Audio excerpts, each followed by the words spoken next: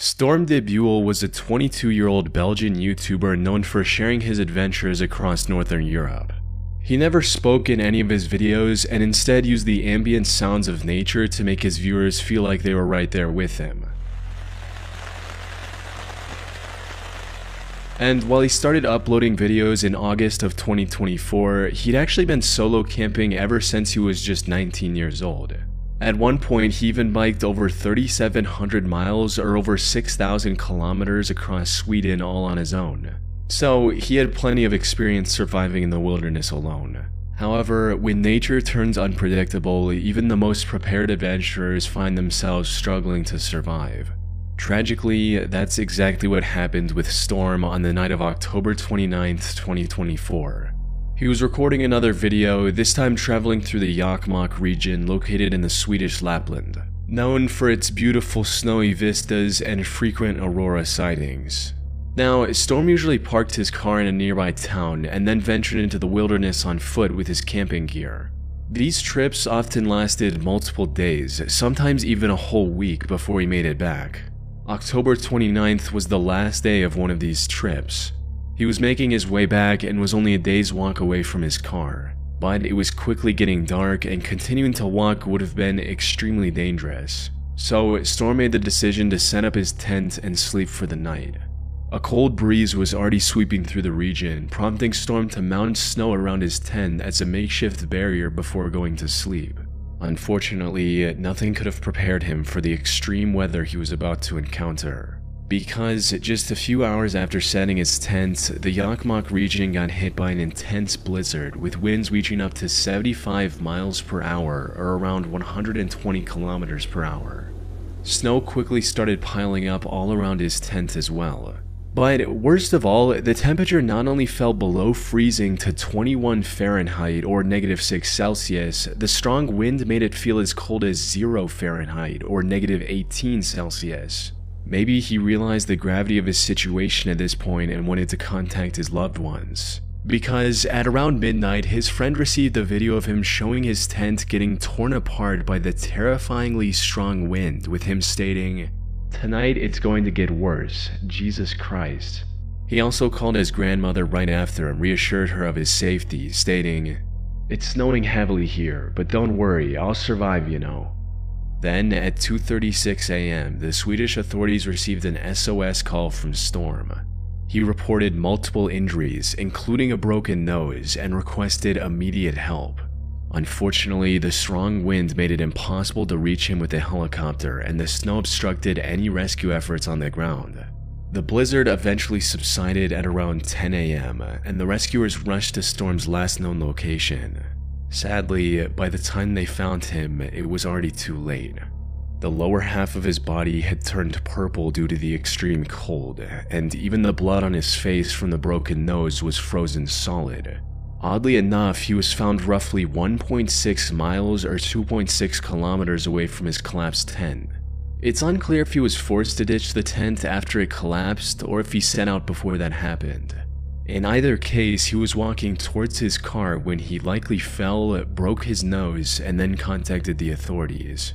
The only silver lining in Storm's tragic end is that at least he died doing what he loved, as he told his father when he first started going on these solo camping trips, "Dad, it took me a long time to know what I wanted, but that's what I want." Hannah Rose Moody was a 31-year-old YouTuber and influencer from Scottsdale, Arizona. And while most of her content on YouTube revolved around her faith as a Christian, her Instagram account posted mostly different content. There, she made regular posts about her hiking adventures across the rocky desert terrain of Arizona. Hitting the trails several times a week had become a natural part of her routine ever since she moved to Arizona 6 months earlier. And May 21st was supposed to be no different. She got up early and quickly drove to the Gateway Trailhead located in the McDowell Sonoran Preserve. She parked her car and began the roughly 4.5-mile or 7-kilometer hike across the Loop Trail. It was a moderately challenging trail with a rocky path and noticeable elevation changes, but nothing Hannah hadn't tackled before. She felt fairly confident she could finish the hike in under 3 hours and even made plans to hang out with friends at lunch. Unfortunately, what started as just another ordinary hike ended with a devastating tragedy. Her friends were the first to sense something was wrong when Hannah didn't show up for lunch on time. She didn't send any messages about running late and wasn't picking up her phone either. It wasn't like her to ghost people out of nowhere. So, after waiting at the restaurant for many hours, her friends decided to check on Hannah at her home at around 7:50 p.m., hoping she was simply resting after a tough hike. But when they arrived at her house, her car was missing from the driveway, the lights were off, and the door was locked. Seeing this, they immediately contacted the authorities. They found her car still parked at the trailhead, and it wasn't long before the search party was looking for Hannah across the Gateway Loop Trail with helicopters, drones, and canines. The search was eventually called off at 11:30 p.m. due to the darkness and resumed the next morning with even more people partaking in the search. This went on till about 12:05 p.m. when a helicopter pilot made the heartbreaking discovery Hannah's friends and family were dreading all night.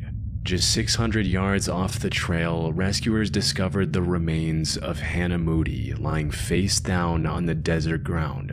Hannah was dead, and likely had been for several hours. However, there was nothing that could explain her end right away. There were no signs of foul play, no intoxicating substances were found in her system, and she didn't even have any serious head injuries from a fall or stumble. With that, the only explanation investigators were able to come up with was that Hannah lost her life due to extreme heat. You see, the temperature in the Gateway Trail region soared to over 102 Fahrenheit, or about 39 Celsius the day prior when Hannah was hiking. She likely suffered from a heat stroke and wandered off the designated path in confusion before collapsing and eventually passing away, leaving her YouTube and Instagram videos as an unintentional final goodbye to her loved ones. Finn Creaney was a 33-year-old survival expert from the Pitt County area in Scotland. Utilizing the skills he had, Finn operated a survival school in the area called Wildcat Bushcraft, teaching kids general wilderness survival skills as well as bushcraft, which, for those who don't know, includes things like foraging, hunting, and building shelter out of natural materials.